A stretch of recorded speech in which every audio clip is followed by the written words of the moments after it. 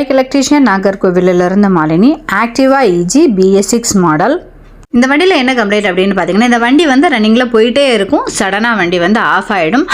மறுபடியும் நம்ம key of பண்ணிவிட்டு நம்ம கீ ஆன் பண்ணி மறுபடியும் நம்ம வண்டியை ஸ்டார்ட் பண்ணும்போது கொஞ்சம் ஓடும். அதுக்கப்புறம் அடைச்சு ஓடினா மாதிரி இருக்கும். வண்டி வந்து கிளியராக வந்து வண்டி ரன்னிங்கில் போகாது. நம்ம லைன் செக் பண்ணி பார்த்ததில் உள்ளே இருக்கக்கூடிய அந்த மேக்னெட்டிக் காயிலில் இருக்கக்கூடிய ஆல் சென்சார், அதாவது கிராங்க் ஷாஃப்ட் சென்சார், நம்ம வந்து OBD டூல் நம்ம போடும்போது அதில் ஃபால்ட் கோடு காமிக்கும் இல்லையா, கிராங்க் ஷாஃப்ட் பொசிஷன் சென்சார்னு சொல்லிட்டு, அந்த கிராங்க் ஷாஃப்ட் சென்சார் தான் நம்மளுக்கு கம்ப்ளைண்ட். முன்னாடியெல்லாம் நம்மளுக்கு அந்த crank shaft position sensor complaint அப்படின்னா நம்ம வந்து அந்த காயிலை வந்து நம்ம செட்டோட சேஞ்ச் பண்ணுவோம். அதோட விலை வந்து 4500 சில்லற கிட்ட வந்துடுது நம்மளுக்கு. இப்போ வந்து நம்மளுக்கு அந்த ஆல் சென்சார் மட்டுமே நம்மளுக்கு இப்போ தனியாக கிடைக்குது. நம்ம வந்து செட்டாக சேஞ்ச் பண்ண வேண்டிய அவசியம் நம்மளுக்கு இல்லை. பாருங்கள், இந்த மாதிரி கிட் வந்து நம்மளுக்கு தனியாகவே கிடைச்சிருது. நம்மளுக்கு ரேட்டும் வந்து ரொம்ப கம்மி. இந்த மாதிரி நீங்கள் சேஞ்ச் பண்ணீங்க அப்படின்னா வந்து நம்மளுக்கு வந்து டோட்டல் செட்டை சேஞ்ச் பண்ணும்போது 4500 சம்திங் வருது இல்லையா, அதை விட வந்து நம்மளுக்கு ரொம்ப கம்மியாக இருக்கும். அதாவது இப்போ நம்மள்கிட்ட கையில் காசு இல்லை, நம்ம எப்படி நம்மளுக்கு வந்து உடனே எப்படி நம்ம கையில் சேஞ்ச் பண்ணுறது அப்படின்னு யோசிக்கக்கூடியவங்க இந்த கிட்டை மட்டும் நம்ம தனியாக சேஞ்ச் பண்ணாலே போதும். கிட்டு வந்து நம்மளுக்கு இந்த மாதிரி தனியாகவே கிடச்சிருது.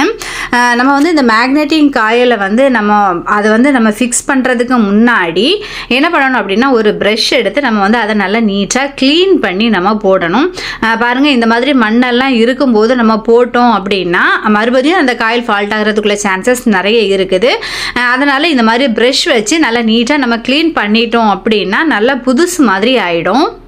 அதனால் நீங்கள் இந்த மாதிரி நல்லா நீட்டாக க்ளீன் பண்ணி அதுக்கப்புறம் நம்ம அந்த ஆல் சென்சாரை நம்ம அதில் ஃபிக்ஸ் பண்ணும்போது எந்த ப்ராப்ளமும் வராது. பாருங்கள், நம்ம இப்போ இந்த மேக்னெட்டிக் காயிலோட ஆல் சென்சாரை நம்ம இப்போ ஃபிக்ஸ் பண்ணியாச்சு.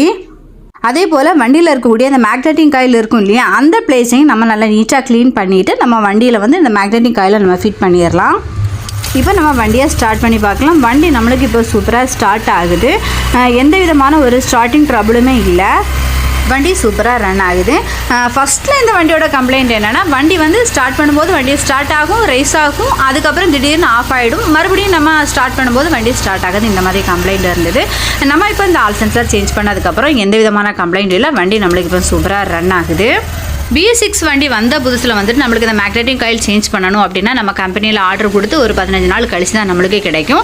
இப்போ வந்து எல்லா ஸ்பேர் பார்ட்ஸ் கடைகளுமே நம்மளுக்கு ரொம்ப ஈஸியாக கிடைக்கிது. ரொம்ப அட்வான்ஸ்டாக இப்போ நம்மளுக்கு ஆல் சென்சாரும் நம்மளுக்கு கிடைக்க ஆரம்பிச்சிருக்குது. செலவும் ரொம்ப நம்மளுக்கு கம்மியாக இருக்குது.